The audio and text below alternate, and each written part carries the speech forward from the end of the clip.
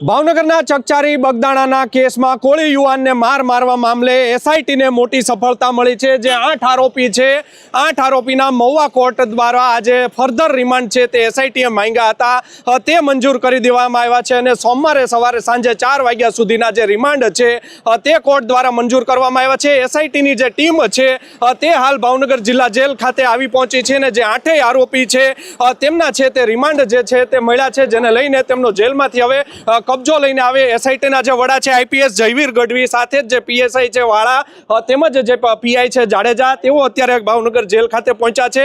અને જે આરોપી છે નાજુ કામળિયા, રાજુ ભમ્મર, આતુ ભમ્મર, વિરેન્દ્રસિંહ પરમાર, સતીશ સોનાળિયા, ભાવેશ શેલાણા, પંકજ મેર, વીરુ શેરડા સહિતના જે 8 આરોપી છે તેમનો હવે કબજો મેળવવામાં આવશે। આમ કહી શકાય કે જે લોક ડાયરા કલાકાર છે માયાભાઈ આહિર, તેના દીકરા છે જયરાજ આહિર ઉપર જે ગંભીર આક્ષેપ લાગી રહ્યા છે તેની મુશ્કેલીમાં હવે વધારો થવા જઈ રહ્યો છે। એસઆઈટીની જો વાત કરવામાં આવે તો એસઆઈટીએ છે તે ફર્ધર રિમાન્ડ છે તે 7 દિવસના ફર્ધર રિમાન્ડ માંગ્યા હતા અને મહુવા કોર્ટ છે તેણે 3 દિવસના રિમાન્ડ છે તે મંજૂર કર્યા છે।